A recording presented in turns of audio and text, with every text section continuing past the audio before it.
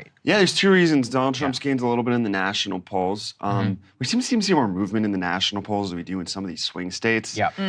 But, you know, Harris's lead has crept a little bit under 3% nationally. And the other thing is we had a rush of polls showing Trump ahead in Michigan and Wisconsin. Now, some of these were lower quality polls, but there were enough of them that they, at least for me, and I think for everyone else, they kind of pulled it a little closer. So whether that's true or not, we're going to get a better sense in the next few days, but it's certainly a canary in the coal mine for Harris. Got it. All right. Well, let's. Oh, sorry. Go ahead, Crystal. You got it. All right. Well, let's continue. Let's continue then on the Electoral College, because this is where what you were just talking about with the swing states, this stuff really matters. So A2, please, if we can put that up on the screen. Here you have in the overall 7 key swing states, you actually have Trump up by 0.5 there in the state of Pennsylvania, arguably the most important one. Wisconsin, though, you have Harris up by 1. In Nevada, I want to come back to this because you have Harris up by 1.6. It's a little bit different than what I've seen elsewhere. Trump up in North Carolina, and then you also have Wisconsin pretty well close there. So maybe explain a little bit of where things are here in the forecast. Also, I misspoke. I apologize. Pennsylvania, you have Harris up by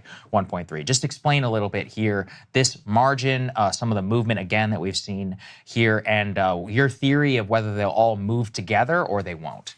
Yeah, to some degree, they definitely will move together, but there still can be that gap. And if the election is as close as the polls suggest and there isn't a big polling miss, you could absolutely see division, right? But if either candidate overperforms even by like 1.5 points, they could sweep all of them potentially. Yeah. And I think there's something really interesting going on, right? Because like for the last, honestly, like at least since 2012, we've seen Midwestern states that are a little bit more white, like shift very, very fast towards Republicans. And Democrats start to zoom forward in the Sun Belt so fast that states like Georgia that weren't even close to in play, you know, are going for them if they win the popular vote by enough. But this year, it seems like the brakes have been stopped on both of those trends and maybe even reversed. And I'm wondering if that has something to do with the strategic objectives of both parties. The iceberg for the GOP is their low performance with non-white voters that will kill them as the country becomes majority-minority. And for Democrats, the short-term iceberg, the one that almost cost them in 2020 and did cost them the election in 2016, is their poor performance with white voters. And so perhaps this is both parties achieving their goals to some degree, which has caused the map to kind of shift a little bit in the other direction, where Democrats are doing better than they did in the Midwest last time relative to the national vote, and actually maybe even worse in Georgia and Arizona. Yeah, so sticking with that point, you're specifically talking about Democratic gains with white voters, probably white college-educated voters, and then Trump and Republican performance with Black and Latino voters, specifically men, which we're about to get to in a little bit. Yeah, and we'll see how much it goes in reality. I mean, there's a constant trend of polls underrating Democratic support with Black voters. And, you know, New York Times, Nate Cohen went into this recently as one of the possibilities, right? Is that some of the supporters that are some Black voters that say they're going to support Republicans don't often vote necessarily, or they're low propensity voters. So it hasn't always shown up. Part of that's due to habits. Some of that is due to the GOP efforts. In the Black community, often targeted more towards Democratic groups, right? And Republicans haven't really put much effort or resources in. They're just starting to, but they're not going to catch up in one cycle. Yeah, we're going to cover in the next block some on the Kamala Harris's effort to reach men in general, Black men specifically. And I've had the same question in my mind because back in 2020, there were also a lot of polls that showed like, oh, Joe Biden might underperform with Black men. But then when it came to Election Day, he had the same performance as Democrats typically have. So I think that's a big question mark. We wanted you to dig into a little bit of Pennsylvania because I imagine your assessment is the same as ours, same as a lot of other people, that Pennsylvania may be effectively the whole ball game. There's some interesting early voting data that I wanted you to take a look at and tell us what, if anything, we should make of it. Tom Bonnier, who's with TargetSmart, which is a Democratic-aligned firm, but, you know, I mean, their data is just data, and he's taking a look at it. So let's put this thread up on the screen. Let me show you a few pieces of this. So he says, if you look at the vote report in Pennsylvania so far, Democrats have a solid advantage in terms of party registration, though the gap is smaller than it was in 2020 at the same point, but that doesn't tell the whole story. Go ahead to the next one here. We can take a look.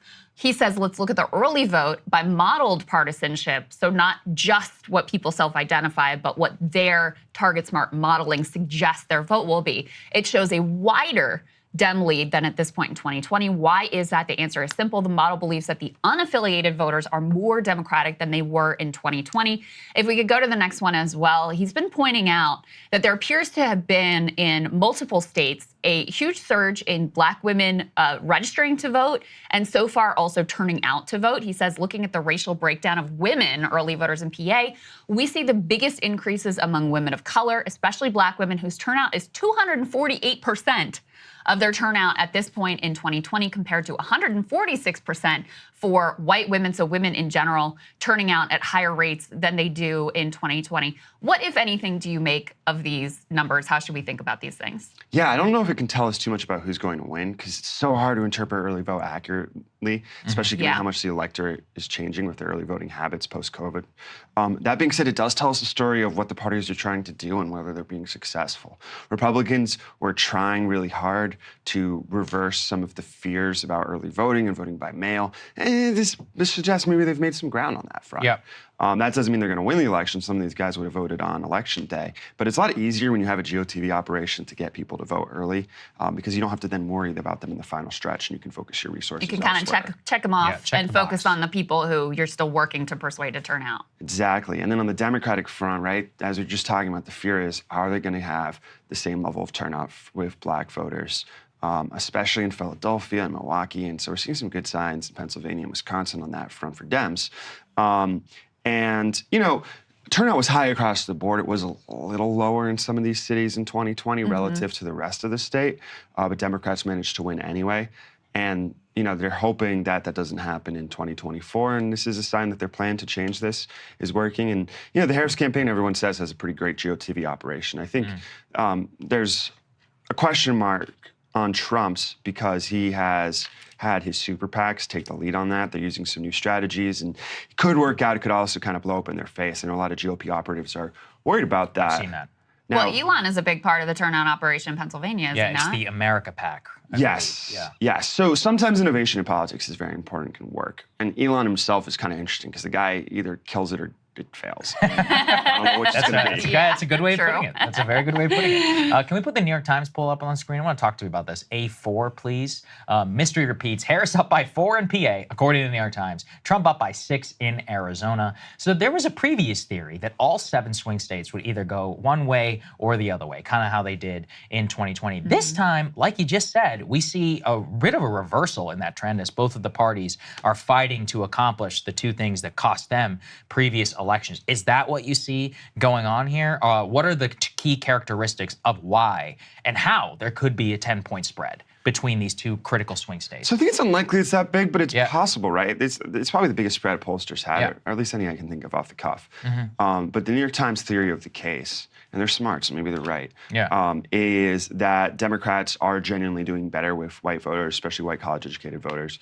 And that is enabling them to do better in the Midwest, but they are losing ground with non-white voters and therefore underperforming in the Sun Belt. So they see the national vote being worse for Democrats and a lot closer than everyone else is showing right now. And they show, but they still have Democrats winning through that Midwest path. Yeah, and that would be a 2022 scenario, right? Because that's what we talked a lot about yesterday. Times polls betting on this political realignment.